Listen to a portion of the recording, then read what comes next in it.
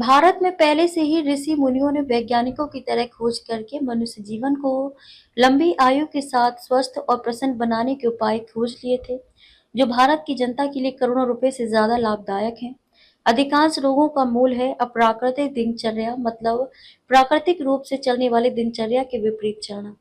इस आदर्श दिनचर्या से रोगों का कटता मूल, बिना खर्च के लाभ भरपूर व समय और जीवन शक्ति की विशेष सक्रियता शरीर के किस अंग में किस समय रहती है, किस समय पर क्या करना और क्या नहीं करना है। प्रातः 3 से 5 फेफड़ों में थोड़ा गुनगुना पानी पीकर खुली हवा में घूमना एवं प्राणायाम करना, इससे शरीर स्वस्थ व स्फूर्तिमान होता है। ब्रह्म मुहूर्त में उठने वाले लोग बुद्धिमान व उत्साही होते हैं। सोते रहने वालों का जीवन निस्तेज हो जाता है।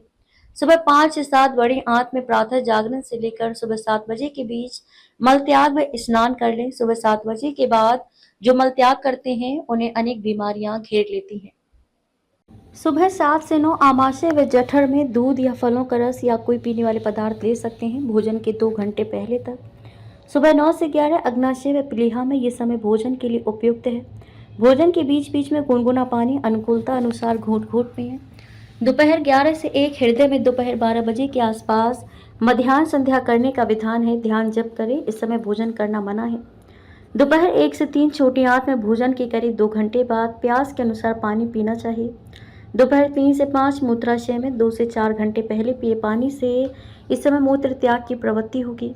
शाम 5 से 7 गुर्दों यानी कि किडनी में इस समय हल्का भोजन कर लेना चाहिए। सूर्यास्त के 10 मिनट पहले से 10 मिनट बाद तक संध्या काल में भोजन न करें, अपितु संध्या में जप ध्यान करें। रात्रि 7 से 9 इस समय मस्तिष्क विशेष रूप से सक्रिय रहता है, अतः प्रातः काल के अलावा इस काल में पढ़ा हुआ पाठ जल्दी याद रह जाता है। रात्रि 9 से 11 मेरुरज्जु में इस समय की नींद सर्वाधिक विश्रांति प्रदान करती है। रात्रि 11 से 1 पित्ताशय में इस समय में जागरण नहीं करना चाहिए, नींद लेना चाहिए। जागने से शरीर में पित्त बढ़ाता है, इस समय शरीर में नई कोशिकाएं बनती हैं। रात्रि 1 से 3 यकृत यानी कि लीवर में इस समय में जागरण से पाचन तंत्र बिगड़ता है।